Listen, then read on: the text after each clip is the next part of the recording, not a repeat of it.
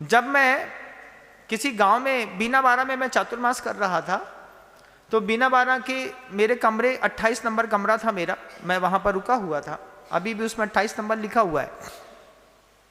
उसके पीछे माली का एक मकान था, विष्णु रहता था वहां पे, तो मैं उसको खिड़की से देखता था समाइक के समय।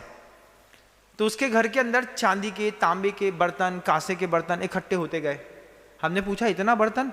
बोले भगवान चांदी पैसा इकट्ठा हुआ तो चांदी की करधन बनवा दी, चांदी के बर्तन बना लिए, इसी में खाते हैं और जब मर्जी पड़ेगी, कमी पड़ेगी तो उसको बेच करके पैसा खड़ा कर लेंगे। पैसा का पैसा बढ़ रहा है और रईसी की रईसी है। हमने कहा झोपड़ी है तुम्हारी? बोले झोपड़ी हो, खाते तो हम चांदी के बर्तन में है। हमने कहा गजब का विजन है सामने वाले का।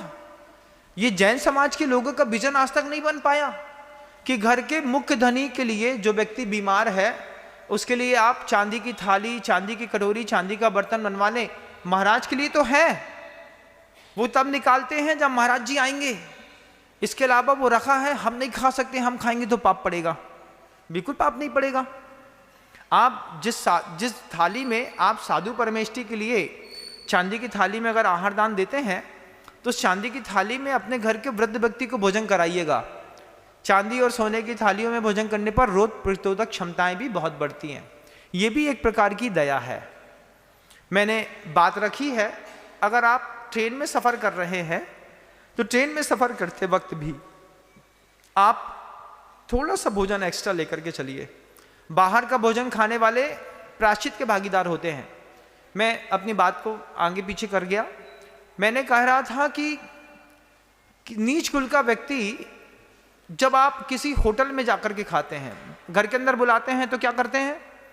घर के अंदर उनके लिए कटलरी होती है, आपके लिए शुद्ध थालियां भोजन होती हैं, उनको उसमें कराते हैं। आजकल हम कटलरी में भोजन करते हैं।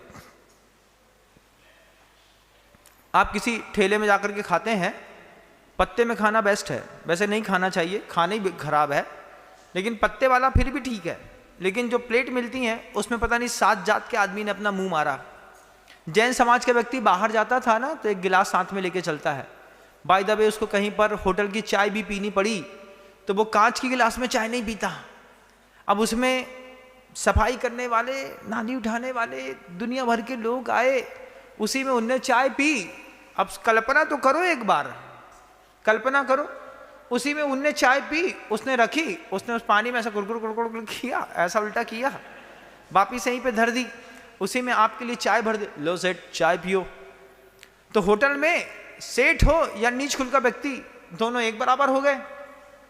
खान पान में एक मर्यादा हो गई। उसको भी आलू की सब्जी पसंद, तुम्हारी भी आलू सब्जी पसंद, दोनों का मेंटल स्टैंडर्ड एक हो गया। अब गरीब आदमी पनीर नहीं खा सकता, आप तो खा सकते हैं अच्छी अच्छी सब्जियां, लेकिन आपको भी उसमें भी आलू प्याजी पसंद है। अरे उसके बिना तो ना भूतो ना भविष्यति। अगर आप ऐसा कहते हैं तो फिर तुम्हारा टेस्ट, तुम्हारा विचार, तुम्हारा चरित्र उस नीच कुल के व्यक्ति से ज़्यादा उठा हुआ नहीं है। हमारे यहाँ इस चीज़ में एक डिमार्केशन लाइन खींची जाती है कि जैनियों के यहाँ किस स्तर का भोजन बनेगा। हमारे यहाँ सब्जियाँ भी बनती हैं तो बहुत विचार करके। बारिश का समय है, बारिश के समय में बहुत ज़्यादा पानीदार सब्जियाँ भी नहीं बनाते हैं। प्रायः करके तो 4 महीने के लिए जो श्रावक होता है वो हरी पत्तेदार सब्जियों का त्याग कर देता है, पत्तेदार सब्जियों का। लेकिन और जो सब्जियां लेता है उसमें भी अतिरिक्त पानी वाली सब्जियों से बचने का प्रयास करता है। साफ सुथरी सब्जियां लेता है, फ्रेश पीस लेता है, उसको बनाता है और अपने दिन भर के अंदर उपयोग करके खत्म कर देता है।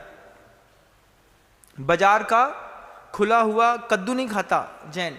जैसे बड़ा कद्दू है, बनाया तो अगर उसने आपके सामने बना दिया है तब तो आप लेकर के आ जाएंगे, लेकिन अगर बाजार में बना हुआ कद्दू पड़ा हुआ है तो बना हुआ कद्दू जैन श्रावक बाजार से लेकर के नहीं आता।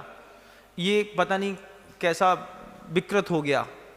अगर आपके सामने फ्रेश बना दिया तो आपने फ्रेश बना करके लाए, उसको घर के अंदर उपयोग कर लिया। तो जैनी सब्जी मंडी जाता है तो कद्दू भी अपने सामने खुलवाता है, खुलवा करके लेकर के वो चला आता है। बड़ी आचार संहिता है जैनियों के यहाँ।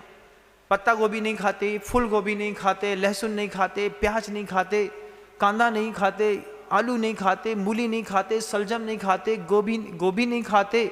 इतनी सारी चीज़ें बिल्कुल भी नहीं खाते। सब्जियां हैं, सब्जियां होने के बाद भी उसके ऊपर भी उच्चतम स्तर का विवेक है। ये विवेक उन परमेष्ठियों की कृपा है जो हमें लगातार किसी न किसी तरीके से ट्रांसफ़र होता रहा और हम भी इस बात को सीख गए, लेकिन दुनिया नहीं सीख पाई। उसका परिणाम दुनिया भोग रही है। विचित्र विचित्र प्रकार की बीमारियां आती हैं।